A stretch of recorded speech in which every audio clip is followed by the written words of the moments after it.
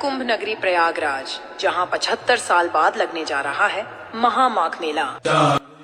नमस्कार दोस्तों, आज का ये किसी जगह को दिखाने के लिए नहीं है, बल्कि उस एहसास को महसूस कराने के लिए है जिसे शब्दों में बांधना आसान नहीं होता।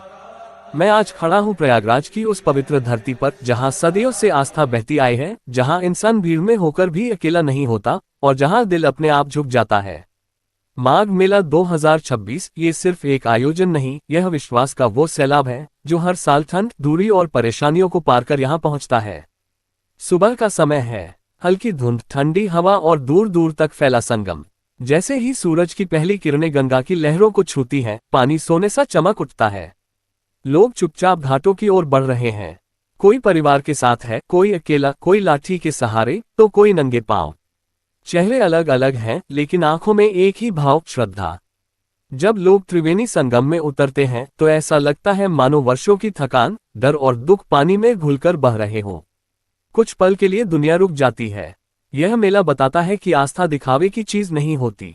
यहाँ कल्पवासी हैं जो एक महीने तक सादा जीवन जीते हैं, टेंट में रहते हैं, दिन में कई बार स्नान करते हैं, कम बोलते हैं, ज्यादा सोचते हैं और खुद से लड़ते हैं।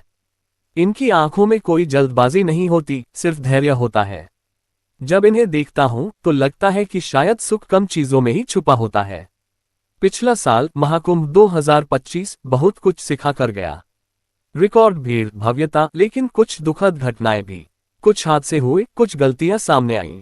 फिर भी आस्था कम नहीं हुई। इस साल माघ मेले में भी भीड़ कम नहीं है।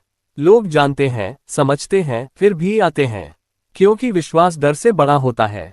इस बार व्यवस्थाएं बेहतर हैं, सुरक्षा सख्त है, निगरानी आधुनिक है, लेकिन सबसे बड़ी ताकत अभी लोगों का संयम और विश्वास ही है। आज का माघ मेला एक अलग रंग भी दिखाता है। ये सिर्फ साधु संतों और स्नान तक सीमित नहीं रहा। सोशल मीडिया के इस दौर में यहाँ कुछ चेहरे अचानक पहचान बन जाते हैं। पिछले साल मोनालिसा लड़की वायरल हुई थी, एक साधारण सी लड़की जिसने दुनिया का ध्यान खींच लिया। इस बार भी कुछ ऐसे चेहरे हैं, कुछ बाबा, कुछ मासूम चेहरे जिन पर कैमरे रुक जाते हैं। लोग सेल्फी लेते हैं, वीडियो बनाते हैं, लेकिन इन सब के बीच अगर कुछ स्थायी है तो वह है संगम की शांति, जो न वायरल होती है और न खत्म। शाम होते होते जब आरती का समय आता है तब माहौल पूरी तरह बदल जाता है। दियों की रोशनी पानी पर तैरती है, घंटियों की आवाज हवा में घुल जाती है और हर हर गंगे की गूंज सीने के अंदर तक उतर जाती है।